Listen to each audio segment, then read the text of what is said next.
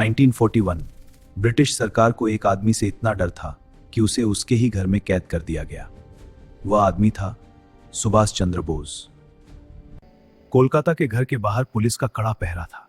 हर दरवाजे पर निगरानी, हर कदम पर जासूस। अंग्रेजों को लगता था कि अब सुभाष चंद्र बोस कहीं नहीं जा सकते। लेकिन 16 जनवरी 1941 की आधी रात कुछ ऐसा हुआ जिसने पूरे ब्रिटिश साम्राज्य को हिला दिया। सुभाष चंद्र बोस ने अपना भेष बदल लिया और एक नया नाम, मोहम्मद जियाउद्दीन। रात के करीब 1 बजे सुभाष चंद्र बोस चुपचाप घर से निकले। वे कार में बैठे और अंग्रेजों की नाक के नीचे से गायब हो गए। लेकिन सवाल ये है, आखिर अंग्रेज उन्हें नजरबंद क्यों रखे हुए थे और कैसे कड़ी सुरक्षा के बीच से सुभाष चंद्र बोस इतिहास की सबसे साहसी भागने की कहानी लिख गए? यही है उस रात की पूरी कहानी। 1930-40 के दशक में इंडियन नेशनल कांग्रेस के भीतर एक बड़ा मतभेद चल रहा था। सुभाष चंद्र बोस चाहते थे कि ब्रिटिश शासन के खिलाफ एक तेज और आक्रामक आंदोलन चलाया जाए, लेकिन महात्मा गांधी और इंडियन नेशनल कांग्रेस के कई नेता अहिंसक आंदोलन के पक्ष में थे। 1939 में सुभाष चंद्र बोस कांग्रेस के अध्यक्ष चुने गए, लेकिन विचारों के मतभेद बढ़ते गए और अंततः उन्होंने पद से इस्तीफा दे दिया। इसके बाद उन्होंने ऑल इंडिया फॉरवर्ड ब्लॉक की स्थापना की। जब वर्ल्ड वॉर 2 शुरू हुआ तो सुभाष चंद्र बोस ने भारत में अंग्रेजों के खिलाफ एक बड़े आंदोलन की तैयारी शुरू कर दी। ब्रिटिश सरकार को डर था कि नेताजी लोगों को विद्रोह के लिए उकसा सकते हैं, इसलिए 1940 में ब्रिटिश सरकार ने सुभाष चंद्र बोस को गिरफ्तार कर लिया। जेल में उन्होंने भूख हड़ताल शुरू कर दी। धीरे धीरे उनकी हालत बिगड़ने लगी। उनकी हालत और खराब हो रही है। डर के कारण ब्रिटिश सरकार ने सुभाष चंद्र बोस को जेल से छोड़ दिया, लेकिन उनके घर को ही जेल बना दिया, यानी उन्हें नजरबंद कर दिया गया।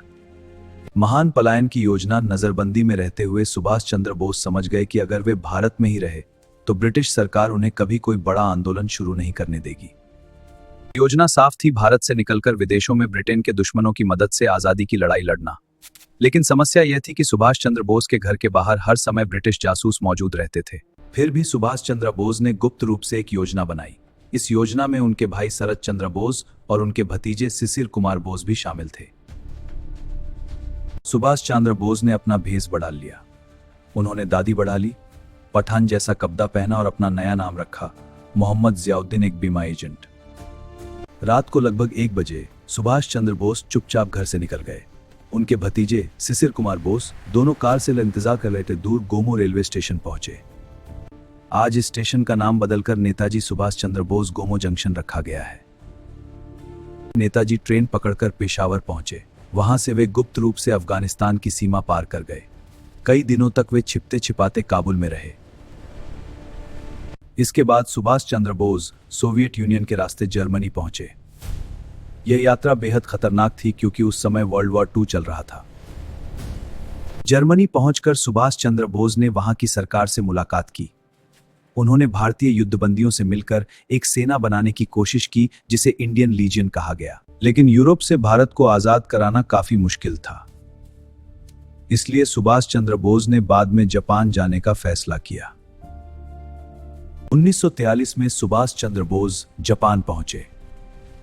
वहां पहुंचकर उन्होंने इंडियन नेशनल आर्मी की कमान संभाली।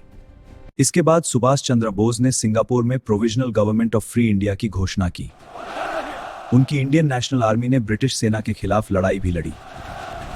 सुभाष चंद्र बोस के इस साहसी पलायन ने पूरे भारत को चौंका दिया। ब्रिटिश सरकार समझ ही नहीं पाई कि इतना कड़ा पहरा होने के बावजूद नेताजी आखिर कैसे गायब हो गए। यह घटना सुभाष चंद्र बोस के जीवन की ही नहीं बल्कि भारतीय स्वतंत्रता आंदोलन की सबसे रोमांचक और प्रेरणादायक घटनाओं में से एक बन गई। ऐसे ही रोमांचक ऐतिहासिक के हमारे चैनल को सब्सक्राइब करना न भूलें।